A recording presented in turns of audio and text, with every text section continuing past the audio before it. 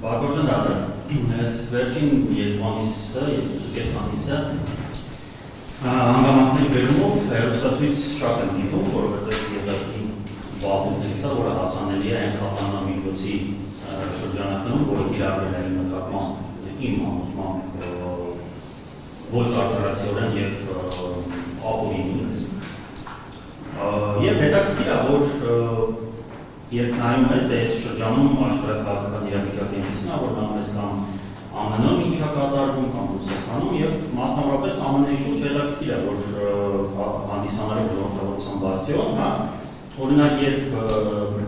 միգրացիոն ծառայությունը իր գործողությունների շրջանակներում սպանել էր մեկ կնոջը, թե ուրեմն նահանգապետը և թե մի շարք քաղաքացիներ հեռուստաալիքներով բացահայտ Տրամպին F տառով սկսվող բառով ասում էին, որ ինքը դա այդ գործողությունը պիտի անի միգրացիոն ծառայության հետ։ Օրինակ, երբ Տրամպը իսկ Գրենլանդիայի հանդեպ հայտնում է իր ցանկությունների մասին, Եվրոպայի խորհրդի ուրեմն հենց պարլամենտում հեռուստացույցով էին տանայում պատգամավորներից մեկը նույն F տառով սկսվող բառը, որը հասկանում ենք, որ սեռական բնույթի հայհոյանք է, որը մենք երբևէ թույլ չենք տվել, այդ խոսքերով դիմում էր Տրամպին։ Եթե մեր արածը խուլիգանություն է, մեր չեմ ասում, որ Տրամպը իր քարոզարշավի ժամանակ այդ բառով և այլ մի շարք բառերով,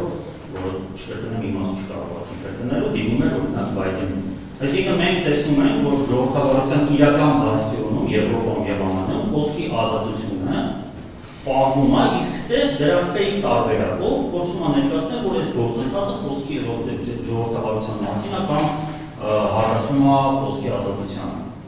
Ես կարծում եմ, ես լսելով ևս մեկ անգամ, թե այդ նոր բան այնտեղ չլսեցինք, սա բացի այդ քաղաքական հետապնդումը որևէ կապ չունի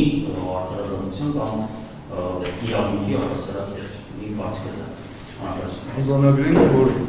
առաջադրված մեղադրանքը չեք ընդունում։ Իհարկե։ Դիրքորոշումը հայտնեք, որ Միանշանակ, իհարկե։ Եվ